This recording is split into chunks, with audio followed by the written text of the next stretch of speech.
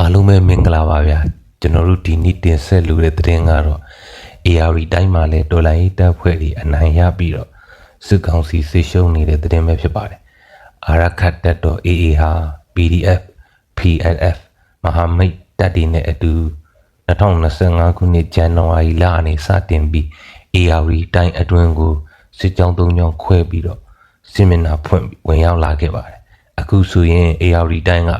အရင်ကလိုစစ်ရဲ့နောက်တန်းဒေသမဟုတ်တော့ပဲရခိုင်စစ်မျက်နှာနဲ့ဆက်ဆက်တဲ့ CPR တိုက်ရိုက်ခံရတဲ့ဒေသတစ်ခုအဖြစ်ထင်ရှားလာပါတယ်2026ခုနှစ်ဇွန်လအစပိုင်းကနေစပြီးတော့အာရခတ်တပ်တော် AA နဲ့မဟာမိတ်ပူးပေါင်းတပ်ဖွဲ့တွေကရေကြီးမြို့နယ်မှာရှိတဲ့အမြောက်တပ်အမှတ်344ပတ်ဝန်းကျင်ရှိစစ်ကောင်စီရဲ့ရှေ့တန်းစခန်းတစ်ခုကိုအာရခတ်တပ်တော် AA နဲ့မဟာမိတ်ပူးပေါင်းတပ်ဖွဲ့တွေကသိမ်းပိုက်နိုင်ခဲ့ပြီးတဲ့နောက်တိုက်ပွဲတွေဟာဆက်လက်ပြင်းထန်ခဲ့ပါ2026ခုနှစ်ဇွန်လ18ရက်နေ့ကနေစတင်ပြီး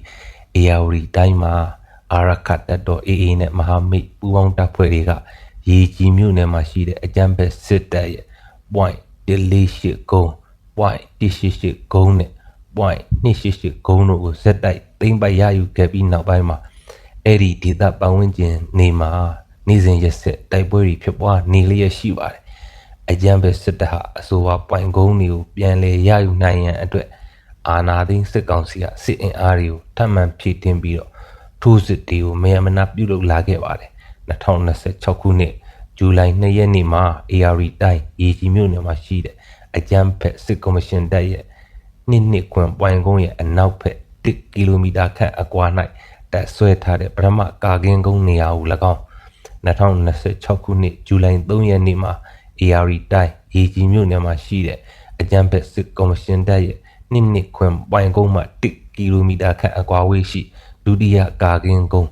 တာဝရိုင်းစခန်းကုန်းတို့ကိုအာရခတ်တပ်တော် AA နဲ့မဟာမိတ်ပူးပေါင်းတပ်ဖွဲ့တွေကထိုးစစ်ဆင်တိုက်ခိုက်ခဲ့ပြီးသိမ်းပိုက်ရယူနိုင်ခဲ့ပါတယ်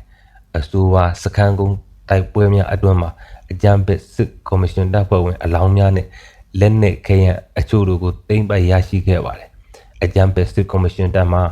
အတိအကျအကြအဆုံးများစွာနဲ့ .2 ခွင်ကုန်းတို့ကစင်ကလျားနဲ့ထွက်ပြေးနေခဲ့ပါတယ်တမ်းမှ66လက်အောက်ခံခမာယ108တန်ရွမှအဲ့ဒီထွက်ပြေးနေတဲ့စစ်ကောင်စီတပ်ဖွဲ့ဝင်တွေကိုအာရခတ်တပ်တော် AA နဲ့မဟာမိတ်ပူးပေါင်းတပ်ဖွဲ့တွေကဆက်လက်လိုက်လံချင်းမှုတိုက်ခိုက်လျက်ရှိကြောင်းသတင်းရရှိပါတယ်ခင်ဗျာ